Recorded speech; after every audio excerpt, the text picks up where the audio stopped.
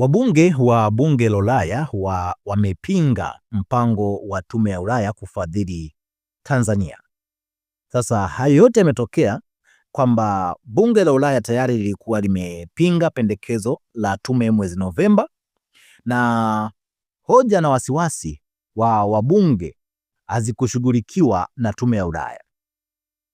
Na kitu kingine ni kwamba ujumbe wa kamati ndogo ya haki za binadamu ulizuiwa kutembelea Tanzania mnamo mwezi Februari, na tena ulizuiwa tena mwezi Mei kutembelea nchini Tanzania.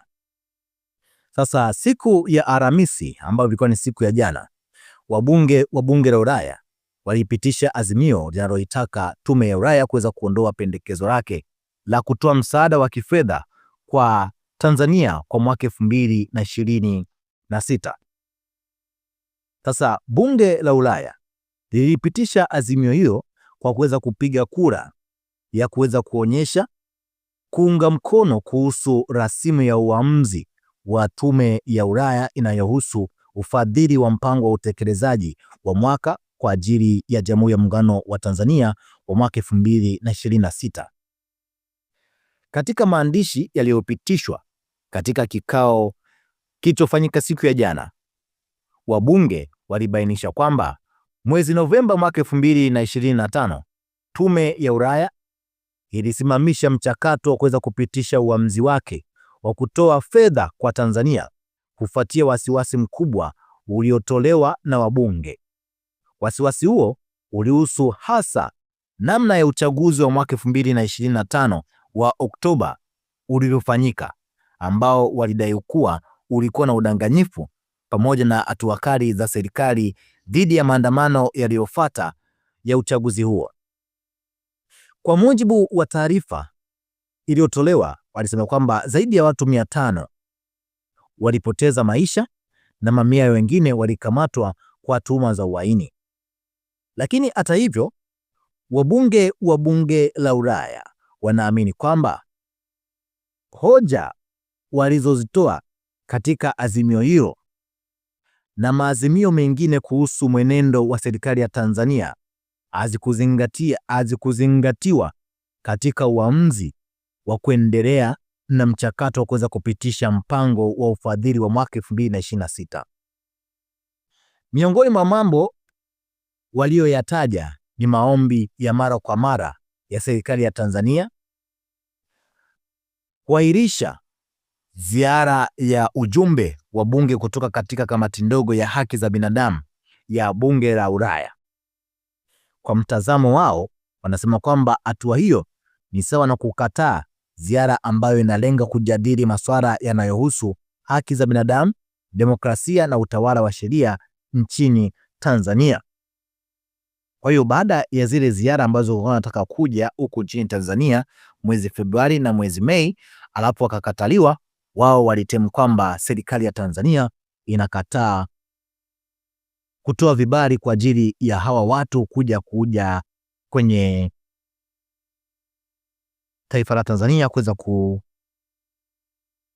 kuongea masuala ya haki za binadamu na utawala wa sheria hapa nchini Tanzania. Lakini wabunge wa bunge la Ulaya wanaona kwamba rasimu ya uamuzi wa tume ya Ulaya imevuka mamlaka iliyopewa tume hiyo katika eneo husika, na kwamba uamuzi huo hauendani na sheria ya Umoja wa Ulaya. Kwa sababu hiyo, wabunge hao wanaitaka tume ya Ulaya kuweza kuondoa rasimu yake ya uamuzi wa utekelezaji ambayo inahusisha msaada wa euro milioni 156 kwa Tanzania na kuwasilisha rasimu mpya. Hata hivyo, wanasisitiza kuwa mabadiliko yoyote mapya yasije yakasababisha wananchi kukosa huduma muhimu za msingi wala kuathiri ulinzi wa haki za binadamu, demokrasia na msaada kwa mashirika ya kiraia hapo nchini Tanzania. Sasa tuangalie historia ya swala hili au ya mambo haya yanavyoenda.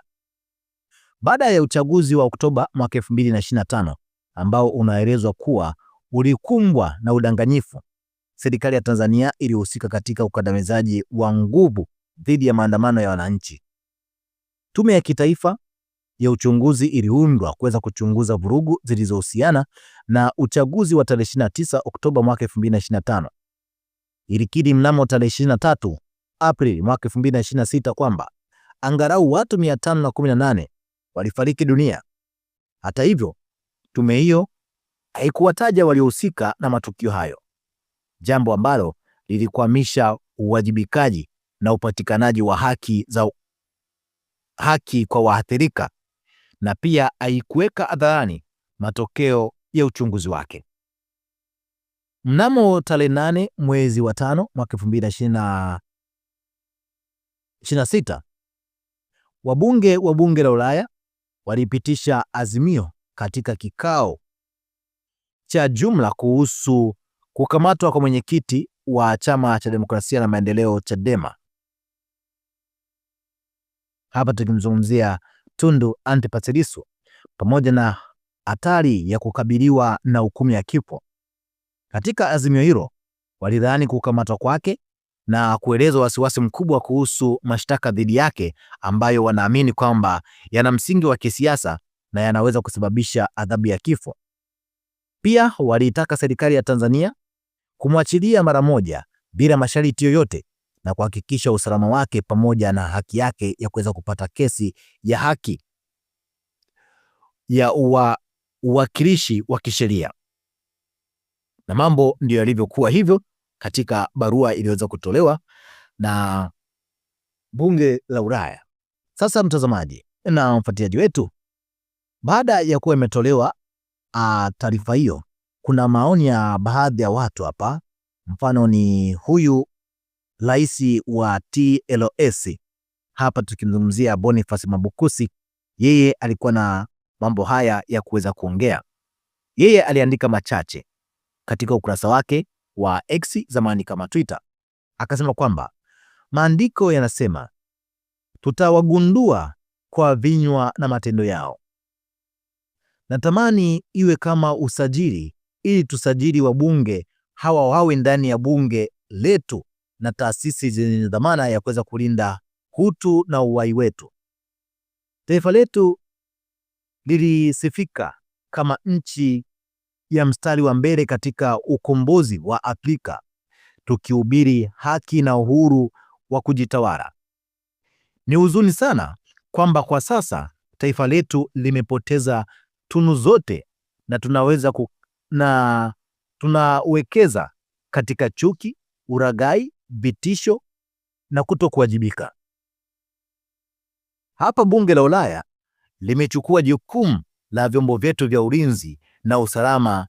Ni aibu, lakini ni bora na hakuna ubaya baba wa jirani anapoingilia kunusuru familia iliyotelekezwa na baba asiyejali. Rafiki wa kweli ni yule akufahaye wakati wa dhiki. Hawa ni marafiki haswa wa demokrasia na utawala bora. Tumechelewa sana, ila muda bado upo. Tujisahihishe kwa kufanya linalohitajika. Ukweli, haki na uwajibikaji ndio njia ya kweli na sahihi ya kuliponya taifa. Akamaliza kwa kuandika kwamba BAK Mwabukusi Advocate.